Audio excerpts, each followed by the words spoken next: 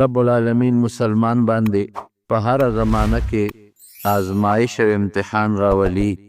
د مسلمان په مال باندې، د مسلمان په بدن، په اولاد، خو آخر کې کامیابی فتح دا بیا د مسلمانی. یو زمانه کې بنی اسرائیل د موسی علیه السلام د زمانې نه پس لږه غوندې سرکشي پکې پیدا شو، د الله نافرمانی. یو قوم په الله مسلط که چې هغې ته عمالقه وایي. هغې راغلل او په دې بني اسرائیلو باندې حملې وکړې او بني اسرائیل یې تقریبا ختم کړل. دا د موسی علیه السلام د وفات نه پس خبره ده. د بني اسرائیلو چې کوم عبادت خانې وي لکه زمونږ چې جوماتونه دي دی روان کړل، مکمل یې وغورځول او د هغې کتاب و تورات کوم چې په موسی علیه السلام باندې نازل و، د الله کتاب لکه زمونږ دپاره قرآن حکیم دی، هغه تورات یې وسوځ او ختم یې که. او چې څومره د هغې تورات نسخې وې د چا په کور کې وې که په عبادت خانو کې وې که بازارونو کې وې، هغه یې راایستلې او سوځولې وې، د من یې تورات ختم کړ. او چې کوم د بني اسرائیلو مشرانو، که هغه د مذهب مشرانو او که هغه د سیاست او د قوم مشرانو، ټول مړه کړل. د بني اسرائیلو ډلې یې ختمې کړې، ځای په ځای وتښتېدل او ملکونه یې وله تس نس کړل، پیسې یې ترې واخېستې، ښځې یې ترې بوتلې، ماشومان بچي بوتلل، هغې غلامان کړل، ښځې ځان له وینځې کړې او بوډاګانې یې پرېښودل او چې کوم د جنګ ځوانان وو هغه یې ټول مړه کړل. ټول طاقت د بني اسرائیلو د عمالقو د لاسه تس نس شو. یو غټه ابتلا پرې راله. کافر که په دې دنیا د الله نافرماني کوي نو د هغې دپاره خو هسې اخرت عذاب دی، جهنم دی. او مسلمان که دلته بدعمله شي او نافرماني شروع کړي نو الله ولا عذاب ورکوي. الله دې بني اسرائیلو له عذاب ورکړ او سخت خطرناک عذاب یې ورکړ. پروردګار داسې کول چې د هغې کم علما او کم عبادت والا خلک وغه مړه شو، مشران هم مړه شو. خاندان نبوت چې د پیغمبرۍ کم خاندان و هغې کې یوه ښځه داسې پاتې شوه چې د هغې په ګیره ماشوم او د پلار د مرګ نه پس د هغې نه یو ماشوم پیدا شو، هغې له شمویل نوم کېښود. ورو ورو لوېده پروردګار هغې شمویل له نبوت ورکړه، پیغمبري ورکړه، شمویل علیه السلام. څه ناڅه بني اسرائیلو کې یو پوټۍ لږه غوندې سا پیدا شوه چې د الله تعالی په مونږ کې پیغمبر پیدا که او پیغمبر د دین تعلیم به کو، خلکو ته به عبادت خو. زور د تورات هغه جند او د تورات تعلیمات ورو ورو بیا جمع شو. چې زمانه تیره شوه نو بني اسرائیل د یو ځای بل ځای نه راغونډ شو. دې خو منتشر شو، یو قوم یو ځای اوسېده، بل قوم بل ځای اوسېده، بل قوم بل ځای اوسېده، وتښتېدل، تتر بتر شو. عمالقو سخته سزا ورکړه، بیت المقدس یې ورته ختم کړ، وامې کړ. او دوی سره چې کوم تابوتو مسلمانانو سره یو غټ صندوقو د لرګي او په هغې کې د پخوا پیغمبرانو د آدم علیه السلام امسا وه پکې، د موسی علیه السلام تبرکات وه پکې، د ابراهیم علیه السلام تبرکات وه پکې، د تورات نسخه وه پکې، د ابراهیم علیه السلام صحیفې وې پکې، ایم ته یې وړه ځان سره. دا به بني اسرائیلو د جنګ په وخت کې استعمالو. چې کله به چا سره جنګ و نو دا صندوق په ځان سره وړه، د دې صندوق په برکت به الله فتح ورکوله. ایم ته دا شمویل علیه السلام چې کله لوی شو، الله نبوت او پیغمبري ورکړه، د بني اسرائیلو بعضې مشران ورته راغونډ شو، ورته یې ویې چې داسې کار دی چې دې عمالقو خو په مونږ ډېر ظلم کړی، ته لا پیدا هم نه وې، ځکه دې خو د مور ګېډه کې او مونږ له ډېر سخت عذاب او سزا را کړې ده او زمونږ یې ډېره رسوایي کړې ده. ښځې رانه بوتلې، ماشومان یې بوتلل، اوس هم هغې سره وینځي غلامان دي، ځوانان یې راله مړه کړل، مشران د قوم او د مذهب هر څه ختم کړل. نو ته مهرباني وکړه مونږ له یو مشر جوړ کا، یو بادشاه راله مقرر که، یو مشر جوړ کا چې مونږ ټول په هغه متفق شو، راجمع شو، د عمالقو سره جهاد وکړو، د دوی نه خپل بدل وایو. حضرت شمویل علیه السلام ته خو پته وه، ورته یې ویې ګورئ داسې به ونه کړی شي. لاول خو که ما دله بادشاه جوړ که او به یې نه منئ، او که ویې منئ نو ما ته تاسو معلوم یې جهاد نه شئ کولی. ویې نه که نه، ویې ګوره ما ته پته ده. حضرت موسی علیه السلام چې زمونږ مشر و پیغمبر و، هغه چې کله تاو جهاد یې کو، قوم ورسره دی خو چې قوم یې کله هغه کافر دشمن ولیده وی اذهب انت وربک فقاتلا انها هنا قاعدون. ای موسی زه ته خدای د جنګونه کوي او موږ به دلته ناست یو، موږ په دې کې نه یو. زموږ مشرانو ستاسو مشرانو موسی علیه السلام ته داسې نه دي ویلي. او بیا بل پیغمبر حضرت خزقیل علیه السلام هغه الله راولېږه د موسی علیه السلام نه ډېر وروستو. نو هغه تاسو ته ووایي زموږ مشرانو ته ووایي چې راځئ چې جنګ کوو. نو تاسو ورسره پاڅېدی خو چې دشمن ته ودرېدی نو ټول ترې وتښتېدی. نو څه یو غر ته وتښتېدی او څه بل غر ته څه بل غر ته. نو الله در باندې هلته داسې عذاب راوسته چې ټول یې مړه کړی. نو سم شی پام کوئ زمونږ مشرانو د موسی علیه السلام سره هم دا چل کړی دی، په ځای پرېښی دی، او حضرت خزقیل علیه السلام هم په ځای پرېښی دی. نو که ما هم دله اوس یو بهادر انسان او یو بادشاه مقرر کړي، یقین مې در باندې نه راځي چې جنګ به وکړې. د تیارې خواره یې من او سلوا به یې خوړل که نه، تیار ترنجبین او تیار سیسې او مړزان به ورته راتلل او په هغې کې به هم لا پیاز او مسور غوښتل. د هغې خلکو اولاد نه یاست. به هر کیف دی وی چې نه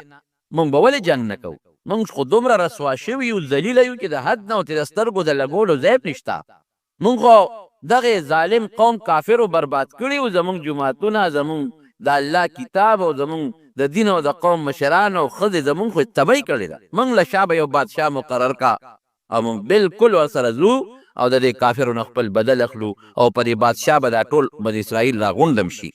یو ځای به شو پې ټول. وی ښه وی ښه زه یو کس ته له مقرروم. نو په دې د ده په رعیت کې یو کس و طالوت دا غنم و، هغې وله بادشاه مقرر. دا هغه زمانه وه چې بادشاه به جوده او پیغمبر به جوده، پیغمبر به بادشاه نو بادشاه به پیغمبر. هغه زمانه وه. بادشاه وله مقرر که طالوت، وی دا ستاسو بادشاه دی، د سره غونډ شئ، دې به درته طریقې برابر کي او ورځئ په دې کافرو باندې جهاد ورسره وکړئ. وی ښه دا طالوت دې مونږ له بادشاه مقرر کړ، غریب دی، ولم یؤت سعة من المال، دا خو فقیر غریب سړی دی، مسکین، چې ته مالدار به دې کتلی و، دولتمن سړی به دې مونږ له بادشاه کړو، دا غریب سړی دی. ډومبې اعتراض و. وی ګورې ما درته نه وی چې لاول خو د لکه ما بادشاه مقرر کړ نو تاسو هغه باندې متفق کېږئ نه، او که متفق هم شئ نو د جنګ ځوانان نه یې، خو تاسو غوبل کو نو. وی نه داس دا مونږ نه منو. وی اوس خو ما د الله سره مشوره کړې ده، ما خو د ځانه نه دی مقرر کړی، د خو پیغمبر یم، الله په مشوره مې دا سړی بادشاه مقرر کړی دی. بدبختو که دا مو ونه منه غر کېږئ. نو بعضې کسان خو د خپلې خبرې نه واپس وي، ټیک ته وبه منو. بعضو وی چې یاره دا خو زمونږ زړه کې شک دی او دا خو غریب دی او مالدار نه دی او د قوم مشر خو مالدار پکار دی. وی مونږ له څه نښه راکړه. هغه وی ښه یو نښه به د الله نه وغواړو. وی پروردګاره دا طالوت خو ما ستا په مشوره د قوم مشر جوړ کړو، بادشاه مې جوړ کړو، خو دا بعضې خلک اخوا دېخوا کوي، یو نښه وله راولېږه. الله وی زه نښه هم درلېږم، ټینګ یې کا، د ټینګېدو قوم نه دی بني اسرائیل، ټینګ یې کا، یو نښه درلېږم.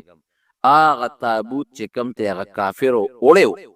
تختولی ورته، او په هغې کې هغه تبرکات پراته وو، د تورات نسخه پکې پرته ده، او د ابراهیم علیه السلام او د آدم علیه السلام صحیفې پکې پرتې دي، او د مختلفو پیغمبرانو تبرکات پکې پراته دي. هغو کافرو ځان سره وړی و، او کافرو بیا ډېر خیال ساته، ځکه هغې کافرو به هم ځان سره دا ګرځو په جنګونو کې، نو چې په کوم ځای به ورتلل نو کامیابي به مونته. الله داسې وکړه چې هغه تابوت هغې پورې الله سپېره کړه، هغوی خدای سپېره کړه، چې کوم علاقه کې تابوت پروت و نو په هغې کې وبا ولګېده. هغې ویره دا جوړ د دې چل دی، دا هغې قوم ته وړو، چې هغې قوم ته یې وړه هلته بیماري خوره شو. وی هغې قوم ته یې وړو، بل کلي ته یې وړه هلته بیماري خوره شو. خو دا لرکول پکار دی. چې ویې سوځو ماتې کو، وی نه ګورئ، وسوځویم ما او ماتویم ما، ځکه د پیغمبرانو تبرکات دي پکې. خو داسې به وکړو د خپل کلي نه به یې چېرته بل خو چېرته به یې وړو. وی داسې وکړې یو د غوا ریړی راوسته او دا صندوق یې په هغې کې کېښوده، او د بني اسرائیلو طرف ته یې وله مخه ورکړه. وی ځای ورسره ما وی شړی بس دا به هغې کره ځي را په مخه د غوی په ریړه کې واچوه، تابوت پکې پروت دی او را روان دی، شپه ده. هغه غوی نیغ راغی او د طالوت د دروازې مخکې ودرېده، نه مخکې قدم او نه وروستو قدم. خلک چې را پاڅېدل، شمویل علیه السلام ته یې وویې چې تابوت خو دغه دی راغلی دی صندوق، هغه خو په هغه غوی ریړه پروت دی او د طالوت د دروازې مخې ته ولاړ دی، نه غوی مخکې ځي نه وروستو. وی دا نښه شوه. اوس منې وی اوس یې منو بس اوس خو ځکه منو چې نه خراله او اوس به دا صندوق هم مونږ ځان سره ګرځو چې مونږ حمله کوو نو مونږ له به الله کامیابي راکوي لکه زمونږ مشرانو چې به دا ځان سره ګرځو الله به کامیابي ورکول طالوت یې وله بادشاه مقرر کړ هغه ته یې صندوق ځان سره واخله او لښکرواله ورځه په د عمالقه جهاد ورسره وکړه دې مخیار و ده وی چې دا خو ما ته معلوم قوم د بني اسرائیل دی خو هر ځای تیښته کړې دا خو نران نه دي هسې نه چې څه پکې کلکم شته مضبوطم ایماندارم شته خو جنګ کې دا قاعده ده چې یو کس منډه واله نور وړه خویې نو که دې کې د لس شلو دېرشو کسانو منډې والې خو زمونږ به هم زړه خور کي نه هغه پې یو تجربه کوله یو نهر و په هغې تېرېدل چې جهاد له تلل د هغه کافر او جابر بادشاه د هغې قوم د جابر بادشاه دغه زمانه کې جالوت نوم و د هغه جنګ له تلل نو چې هغې له تلل نو ده پې یو شرط ولګو هلکه یو شرط در باندې لګو وی ما سره به جنگ له هغه سلیزي چې په دې نیر پورې وځي خو د نیر نه صرف یو چونګ اوبه څکي او باقي به نه څکي یو چونګ به څکي او که چا زیات یې اوبه وڅکلې ګوری به ځان سره نه پرېږدم او تلې هم را سره نه شي ګرمي وه دی چې دا سړي زامن په نیر ور پرېوتل بس شورو یې پې وکړل هر یو خېټه وپړسوله په اوبو باندې لږ غوندې او 80,000 لښکر و څومره و 80,000 خو د دنیا لښکري په نیر ولرله او خېټه شنه خېټه کړه او ښې اوبې وڅکلې او صرف یو څو کسان په شمېر پکې پاتې شو 314 چې هغوی د هغه خپل بادشاه په حکم عمل وکړو یو چونګ یې بې راواغستې هغه وڅکل خو چې نیر نه پورې وتل نو چې چوبه ډېرې څکلې وی بیا تږي وو د خدای شاد د ګرمۍ کې چې اوبه څومره ډېرې سړی څکي که نه هغه نور هم تږي کېږي بیا په نیر راغوټه شو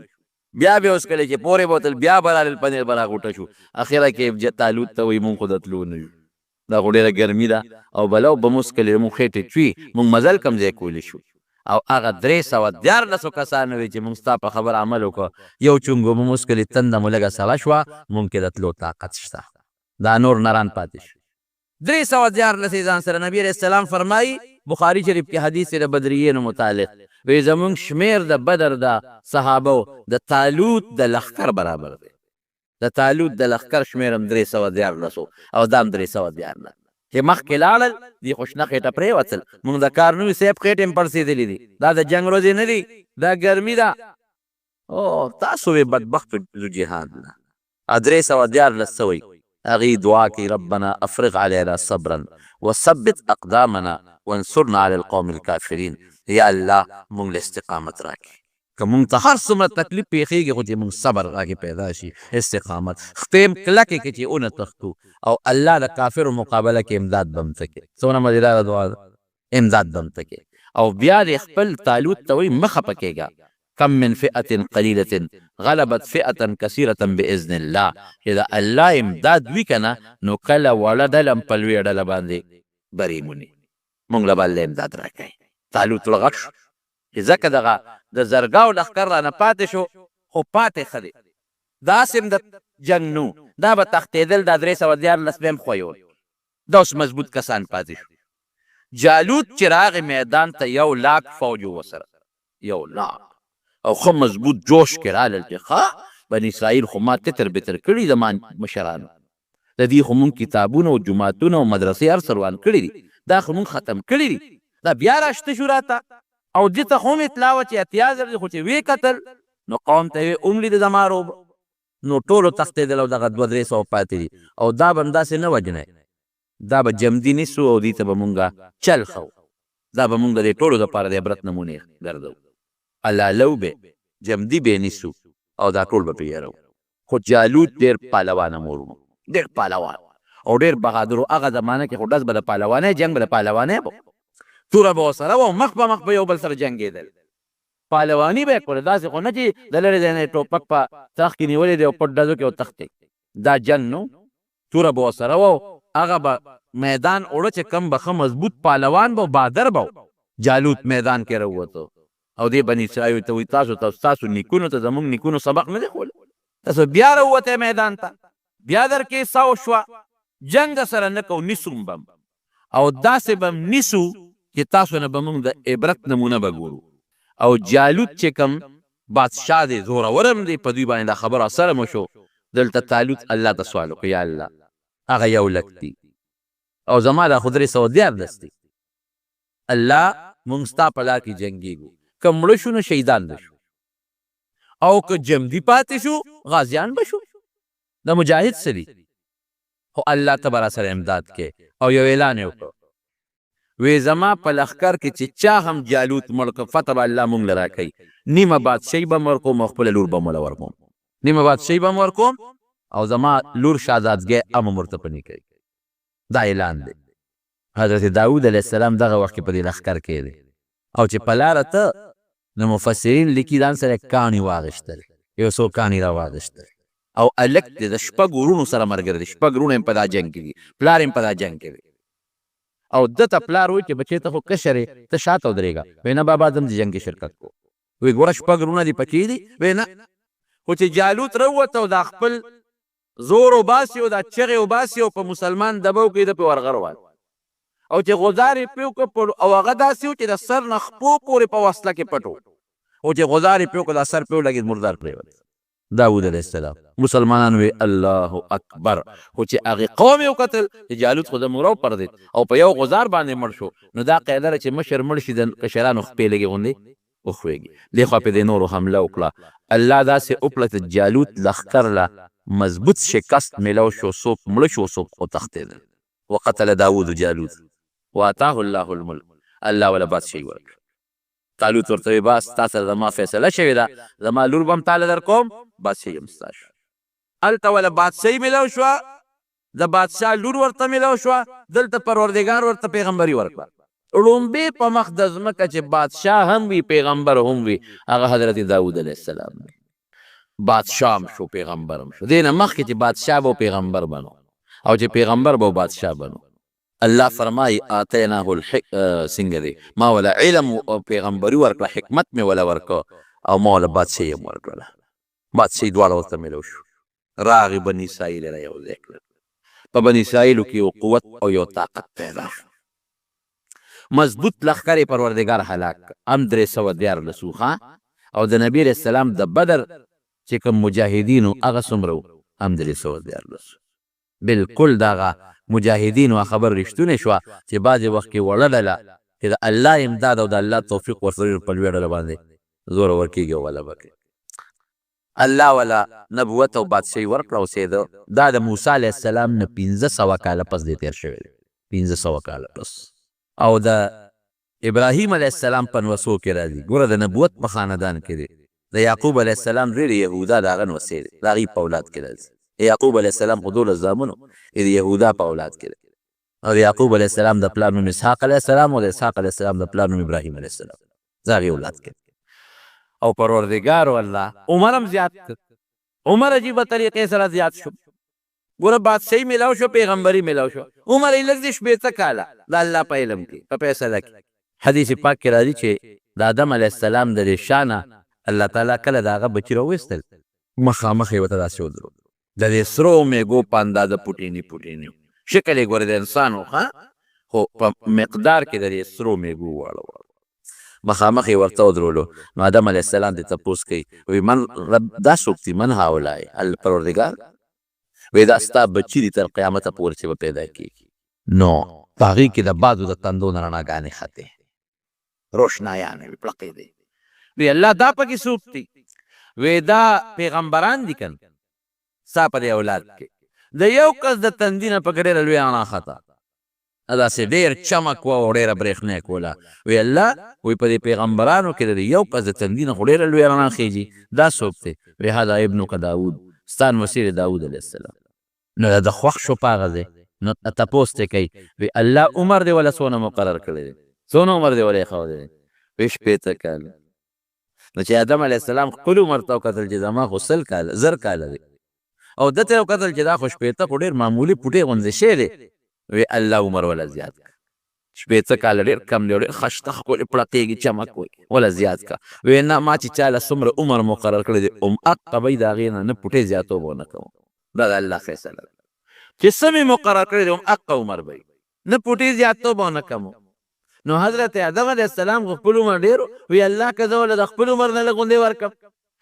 وی انت وذاک دا ستا وره د خبره ده که ورکې ورکوله.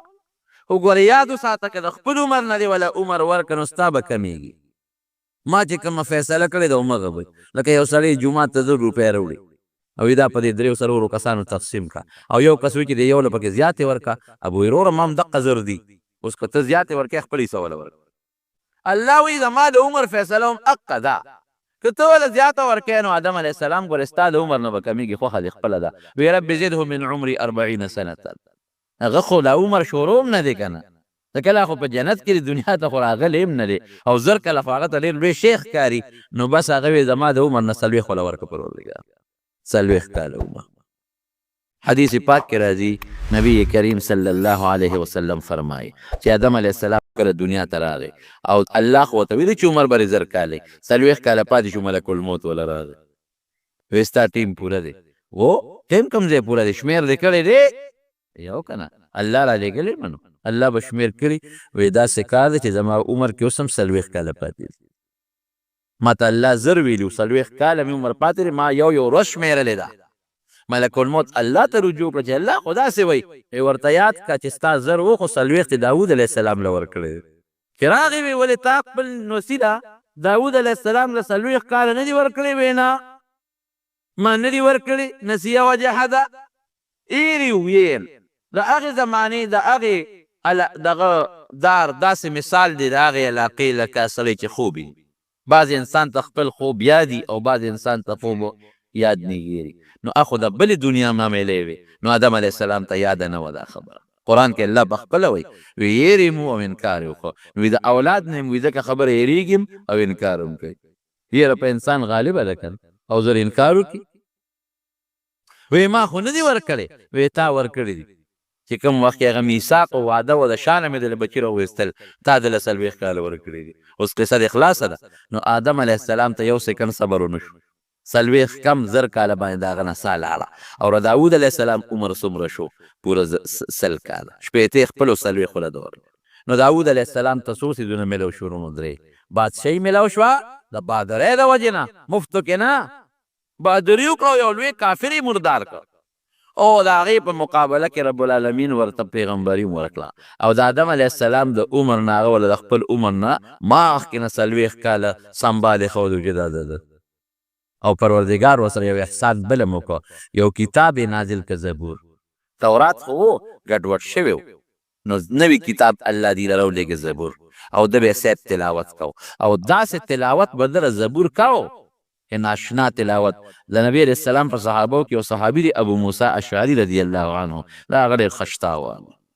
دومره خشته آواز و چې کله به ابو موسی اشعري رضی الله عنه تلاوت کو رسول الله مبارک به ورسره سره لقو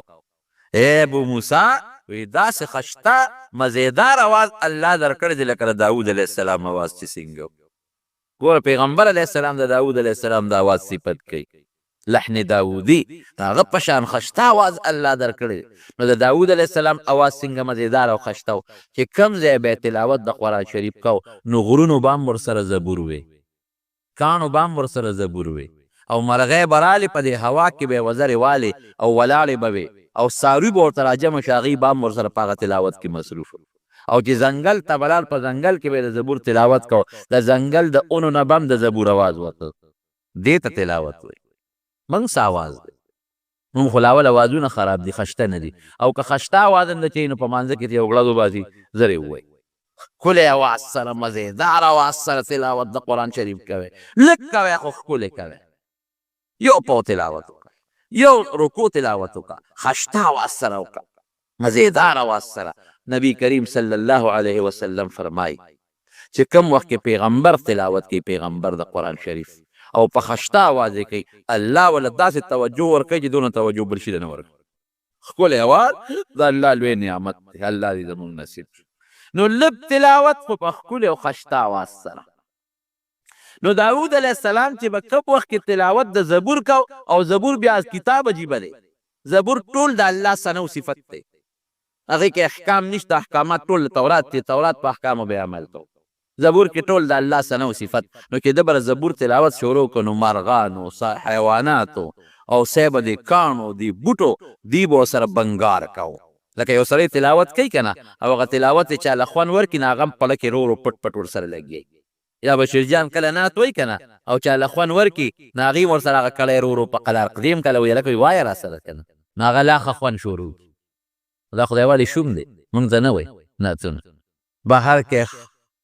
هغه د داسې خشته اواز الله ورکړو او الله ولا طاقت څنګه ورکړو نبی علیہ السلام په خپله فرمایي حدیث کې راځي څه منګړت قصه نه ده وایي چې نوکرانو ته به یې حکم وکړو چې دا زین راته اس راته بار کې نو چې هغې به هغه اس باندې کته اچوله او زین به یې پرې برابرو نو ده به تورات د زبور ختم کړی بیا دومره ساعت کې شاه اسماعیل شهید رحمت الله علیه چې دی هغه به په 6 ګنټې کې قرآن شریف ختمو 6 ګنټې نو صاحب د هندوستان او د علاقې علماو او قاریانو وایي دا چېرته کېدی شي 6 ګنټې کې نبي علیه السلام خو فرمایي 3 ورځو نه مخکې به ختم نه کړي 6 ګنټې کې څنګه ختمې هغه د هغې قرآن شریف ځان سره لاس کې ونیو او د مازدیګر مونځ چې وشو نو ده شروع وکړله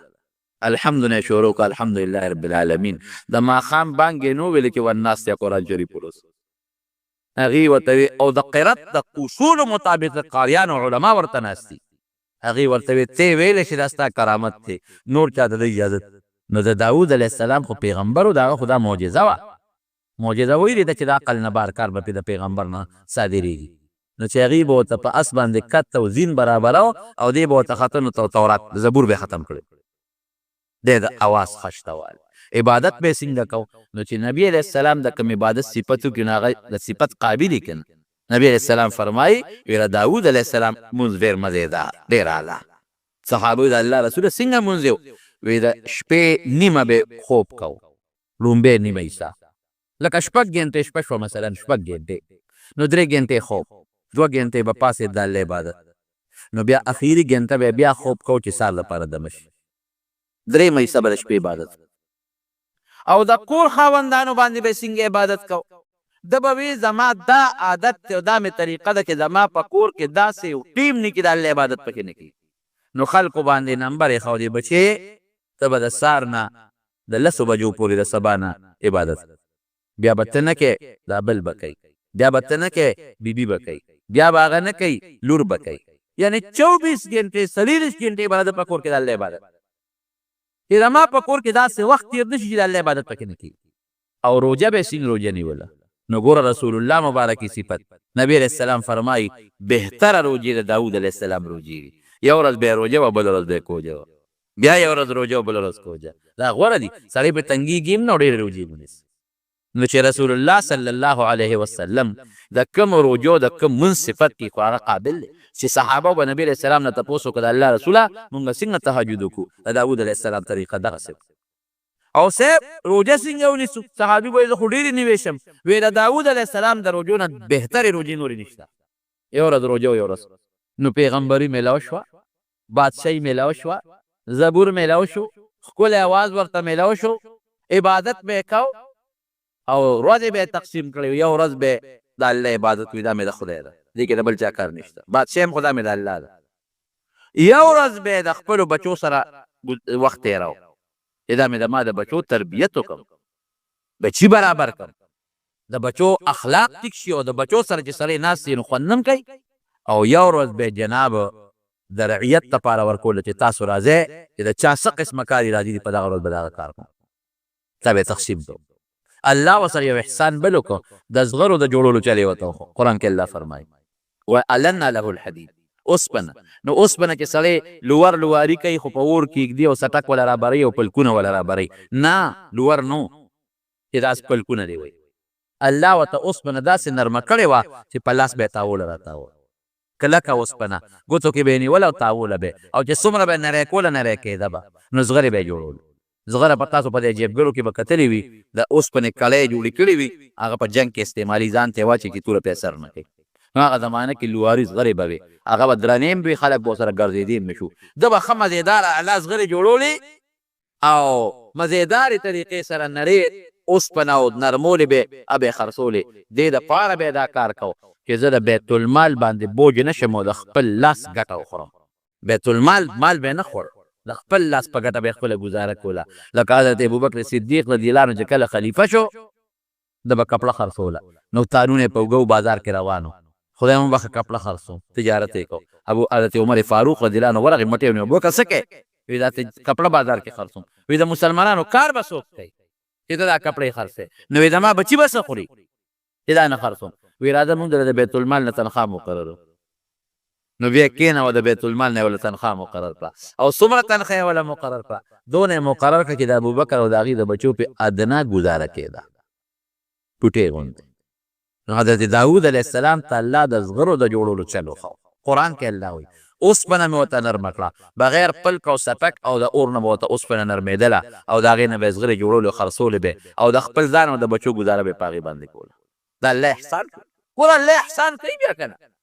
چې ته الله ته ځان نږدې کړې الله به در سره احسان کوي الله به راته هر څه آسان کړي یو ځل په کور کې ناست دی زړه کې دا راله یاره وایي ما غوندې عبادت دا به په مخ د ځمکه بل څوک ونه کړي خبره یې ټیک وه غلطه نه وه ځکه پیغمبر دی د پیغمبر په شان عبادت امتي نشي کولی او بیا مونځ او روژه او ټول کور کې یو شان عبادت خو الله ته دا خبره خوښه نه شو بعضې وخت کې یو خبره ګناه نی خو د پیغمبر د پیغمبرۍ د شان سره مناسب نی الله وی ښه دا دې څه وویل درونو حدیث پاک کې راځي که عبادت کې نو ځان ته به نسبت نه کوي چې دا زما کمال دی چا ته به نسبت کې الله ته هغه انسان چې هغه وی الله ما دله لمونځ وکړه ما دله روژه ونیوله ما خو صدقه ورکړه ما زکات ورکړه ما حج وکړه الله ورته څه وایي مړه تاسې کړي دا خو مال ما درکړه نو ځکه تا صدقه ورکړه که ما مال درکړه ځکه دې حج وکړه تا پکې څه دي او که ته مونځ کې او روژې نیسې نو ما دله ښکلی اندامونه درکړي سترګې مې درکړي پوزه مې درکړه وګونه مې درکړل لاس پې مې درکړل او عقل او دماغ مې درکړل که ته ما لیونۍ پیدا کړې او په لاس وقو مې ګوټ شل پیدا کړی ستا پلار به مونځ کړی تا مونځ کولی شو تا روژه نیولې شوه خو زما امداد او دا حقیقت دی رونو کنه دا خو د الله امداد دی چې په اندامونو روغ په عقل روغ نو زما عبادت کې نو ستا وایي چې ما عبادت وکړو الله په دې خفه کېږي او چې کوم انسان داسې ووایي یا الله ما خو صدقه نه راکړې دا مال خو تا راکړی زما څه مونځ دی زر زر مې وکړو زما څه روژه ده ما که حج وکړو خو تا مال راکړی دی دا خو زما کمال نه دی الله ورته څه وایي بنده وي دا هر څه تا کړي ما خو تا کړي لاس پې تا وړکول پیسې تا راواخېستې د حج نیت خو تا وکړه ای بنده دا تا کړي دي ګوره زه په عاجزۍ الله خوشحاله د هغه بل په معمولي لویه باندې الله خفه کېږي الله چې خوشحاله په څه به خوشحاله په عاجزۍ او چې خفه کې نو کبر کوه په دې به خفه کېږي نو داود علیه السلام کبر نه دی کړی حقیقت خبره یې وکړه پیغمبر دی د پیغمبر په شان عبادت بل څوک نشي کولی الله ته خوښه نه شو کوم ورځ چې د د عبادت و کور کې ولاړ دی په عبادت په دغه ورځ به ده فیصله کړې وه دروازه به یې بنده کړې وه جرنده به وه د قلا دروازه او په هغې به پولیس ولاړ و د هغه زمانې چې کوم پولیس یا فوج و چې څوک به ما ته نه پرېږدي هېڅ څوک به نه راځي ولې ما د خلکو دپاره جدا ورځ مقرر کړې ده او کور بیبیانو ته به تاسو هلته عبادت کوئ چې زما عبادت کې هېڅ قسمه خلل لا نه شي اوس دی لګیا دی خپل عبادت کې 2 کسه ورته ور واورېدل 2 کسه ورغلل خصمان قرآن کې الله وایي څنګه دی ورپسې تصورا په المحراب دی کې څنګه دی یې شو ور واورېدل چې ور واورېدل داود علیه السلام اوس او جګړه چې چا په منځ کې جګړه وي نو شور هم کوي یو بل ته وایي په ما ظلم کوي ابولي نه ظلم نه کو شور جوړ شو داود علیه السلام په مانځه کې وایي چې تا څوک راغلل غله راغلل ډاکوان دي ته په کومه راغلل دروازه خو بنده ده ته په کومه راغلل او دا شور د سره بس هغه مونځ د هر څه مختصر کړل په دې باندې پرېښودي ته ویې وړه څوک یې او پریشان هم شو چې ګیر چاپېره د قلا نه خو زما پوج پولیس ولاړ دروازې بندې دا په کومه راغله او دا څه شور یې جوړ کړ هغې ورته وې یېرېږمه داود علیه السلام یېرېږمه مونږ 2 کسان یو بل سره جګړه ده تا له هم فیصله راوړی چې مونږ له پیسې راوړو په کومه راغلی یاره ستا هغه پوج پولیس نه پرېښود په دیوال راوړي خدای پاکه تا نسیم خلک دی په دیوال راوړېدل وې څه فیصله م راوړې ده یو ورته وایي د ده یو کم 100 ګړې چیلې وي زما یوه ده دی ما ته وایي چې دا یوه ماله راکړه چې زما 100 شي دا ظلم کوي که نه کوي زما زه ظلم کوي او یې سروره په خبره کې هم زورور دی ما ته په یو به ته څه کوې او زما خو یو کم 100 دي زما شمېر به پې پوره شي او چې بار خلکو له ځینو خلک هم دغه مرسته کوي او دا قاعده د نن زورور ده د دې خلکو خلک ملګري وي د غریب خبره زور چاته و زورور دی خبره ده خلک چې چاته ور مخامخ کېږي ورکوله که نه خو یو چې دی څه پې څه کوې او چې بل چاله ورغو راځه په پلان کې پیسې راکو هغه مو یو کړه دا خو رښتیا وایي یو چیرې د سپې کې ورې کتل تعالی راځي د خدای پیغمبر کوم فیصله وکړه داود علیه السلام پوه شو یو دا خو انسانان نه دي دا خو فرشتې دي په دیوال د پاسه انسان کم دی راوړی دی شي ما نه غلطي شوې ده ما وی چې د ما په شان عبادت څوک نشي کولی الله دا دې پوه کړم چې دا څومره ټیم دې ضایع شو بېکار بې ځایه غوندې مسله درله راله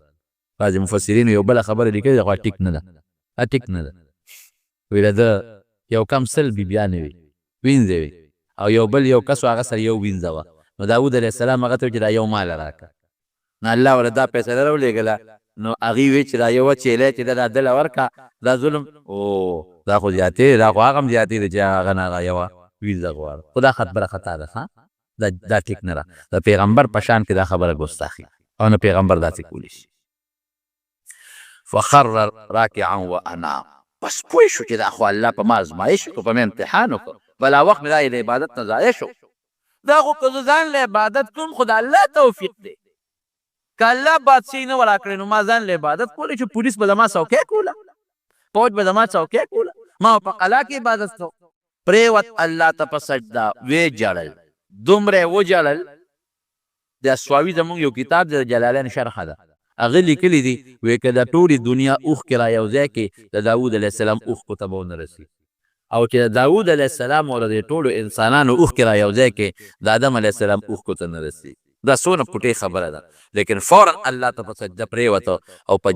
جړاو جړل به دومره یې وجړل چې د اوښکو سیلابونه به ترې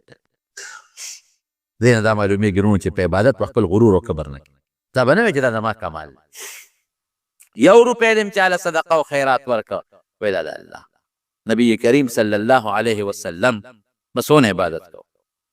دا خپې مبارکې به یې وپړسېدې حتی تورمت قدماه حدیث کې راځي خپې به یې وپړسېدلې نو حضرت عایشه صدیقه رضی الله عنها ورته عرض کوي چې د الله رسوله ته خو الله پاک پیدا کړې هر څه درته معاف دي د دومره عبادت بیا ولې کوې چې دا خپې دې وپړسېدلې او جلل به ولې جوفه عزیز کعزیز المرجل دې سینې به یې داسې اوازونه کول لکه کټوی چې په اور پرتی او هغه جوشیږي او خودکار کوي داسې به یې سینې اوازونه کول ټوله شپه به یې جلل رسول الله صلی الله علیه وسلم نو عایشه بیبي ورته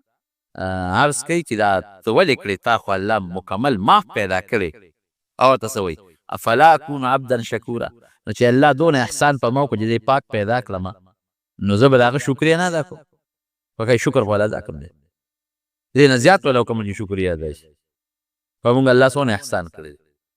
ټول موږ الله مسلمانان پیدا کړي ټول وایي الحمدلله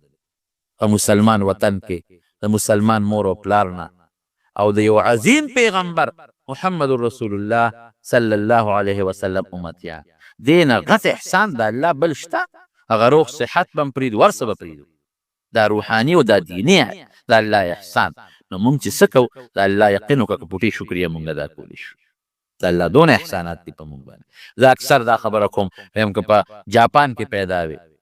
نو مونږ به ګوتم بدھ رام رام کول که په انډیا کې چې د هندوانو په کور کې پیدا وي نو د خپل لاس جوړ شوي بت ته به هم سجدې کول که په روس کې پیدا وي جرمني کې پیدا وي نو مونږ به خدای نه منو او که په اسرائیلو کې پیدا وي نو موسی علیه السلام او عزیر علیه السلام ته هم د خدای زوی وي او که په امریکا کې د عیسایانو په کور کې پیدا وي نو عیسی علیه السلام ته هم خدای وي